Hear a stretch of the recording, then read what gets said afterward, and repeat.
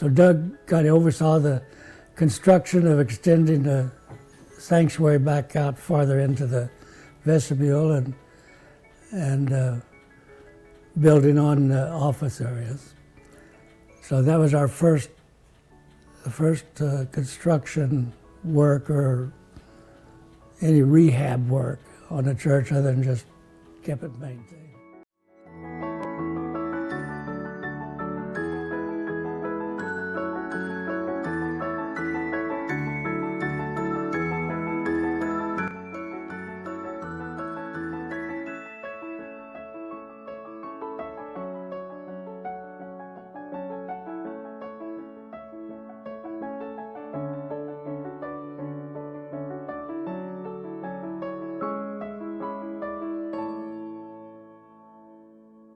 For a long time, I was in a choir for like, 30 years, something like that. And that was a good group. We did some interesting things, made some good, pretty music. And it's just a warm, friendly family place. We did have a lot of giggle fits in choir. We tried to keep them non-disruptive. I don't think we always succeeded. Choir process, singing the opening hymn with all the congregation. And this one Sunday, Donna and I always marched in together. Well, this one Sunday, goodness knows, we couldn't even remember later what it was. But we started giggling. And the more we tried to stop, the funnier it got. And it was terrible because we could not stop. And when we got down to the front of the church and turned to go to the choir loft, and Donna and I both took out a Kleenex and covered our face with it to try to hide the giggles.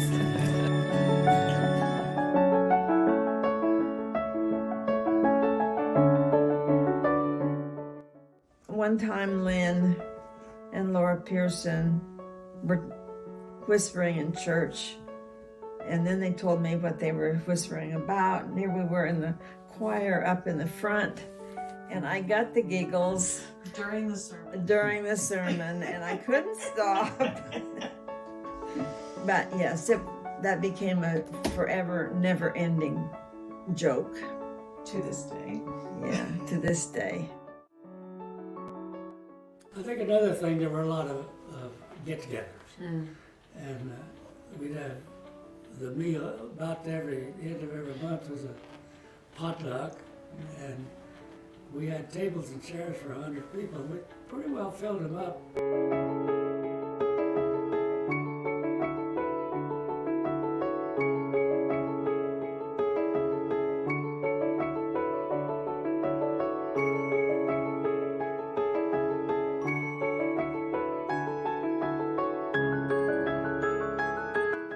One time we even, we had a Mexican meal, and we made flans, individual flans. That was something else to do. I mean, you know, they each were baked in a cup or something that we could find to use. But yeah, we did a lot of meals together.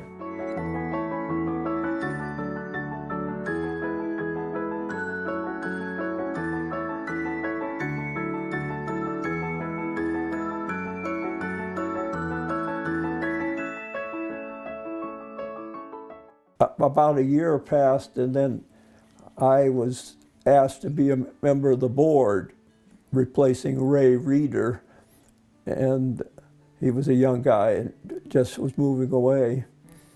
And that would have been just a year or so after I was in the church.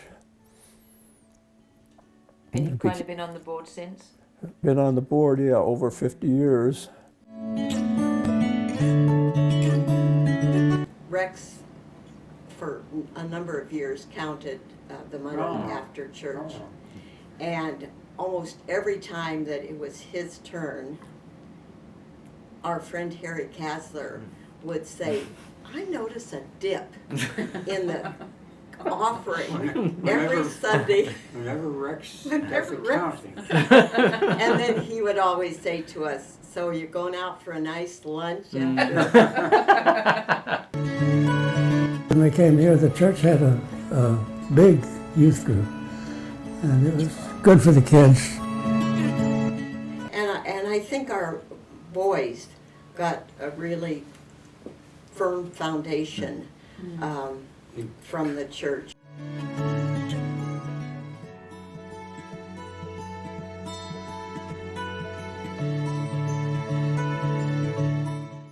It was a walnut, black walnut, but it didn't have many walnuts on it. Enough to plant a few trees around the yard, but not many.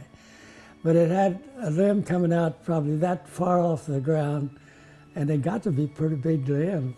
And the kids could get up there and climb and go up the tree. They loved it. The kids just loved it. But it finally lived its life.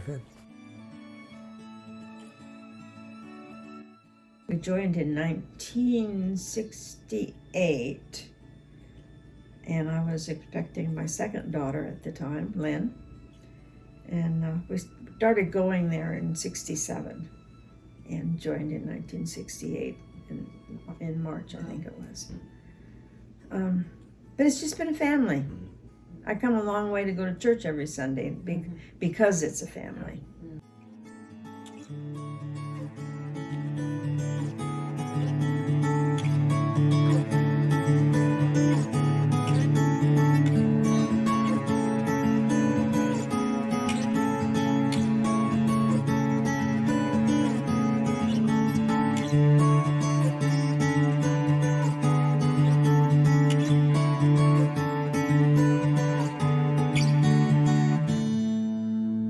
Reese was our interim minister. And I don't know how it came up, but he was preaching, and somehow it came up in his sermon. He came across description or something of chicken manure in the barnyard, and as one of the women got quite upset. So that's something that funny happened in the church. You had to laugh about it because it was a different era, and you didn't hear that kind of language in the church.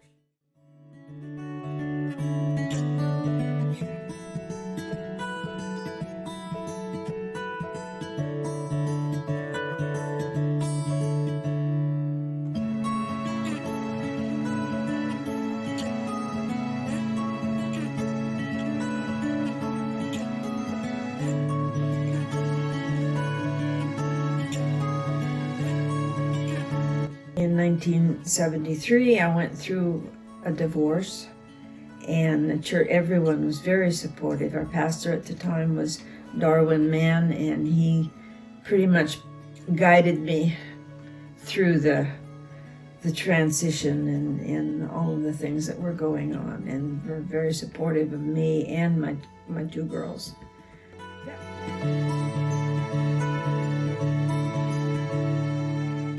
Pastor Dan did.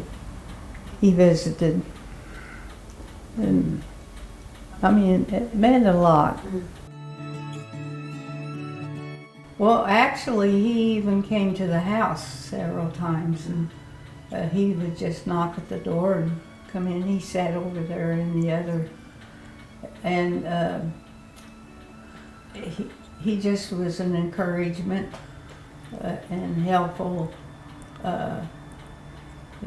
He always was positive, you know, that you were going to make it and all, and that really helped.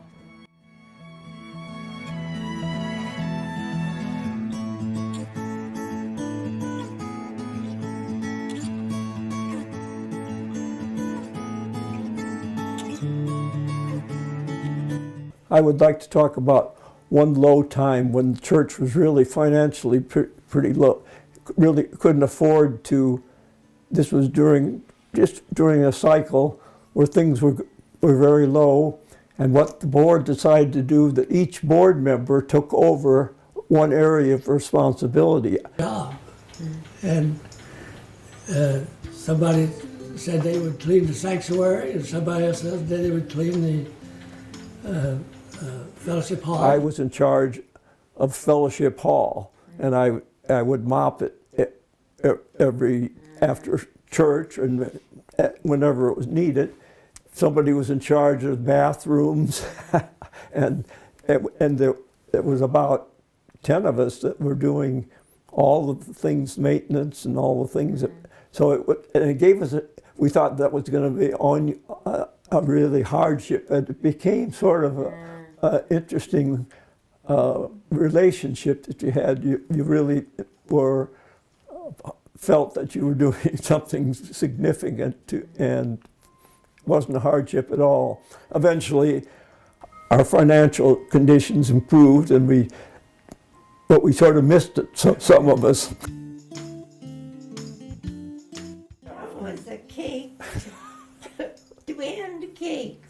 It was probably 4 or 5 feet Wow. square, and then built up in sections, and then Jane frosted it with real frosting. Because it was made out of wood. Made out of wood. And we had holes, 100 holes around to put candles, which we had put in. When we carried the cake in, the kids got all excited, and they saw this big cake, and they were thinking, whoopee, that we had some bad news for them. But when we put the cake down, we had people come up and tell some facet of what had happened in that 100 years and light a candle. And as we lit the candles around the fire, all the candles were becoming lit. They would skip every other one or something, and eventually all 100 were lit, and the flame suddenly rose up about 3 feet in the air. It was kind of exciting. It almost made a sound, it was all of that. People thought we had planned that very carefully, yet we got a little bit out of hand, but fortunately we didn't burn the church down. Good times at the church, in addition to the Sunday morning service. Yeah, we've had some retreats, and I always thought those were special. Sometimes we actually go away.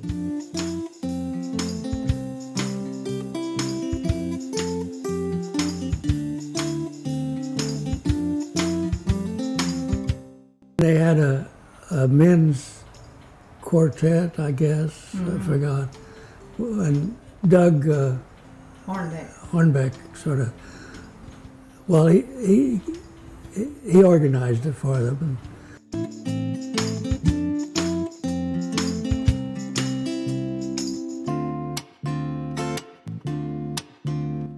Yeah, we started having Christmas party, church Christmas party here at our house. A carol party. And believe it or not, one time we had 90 people. Wow.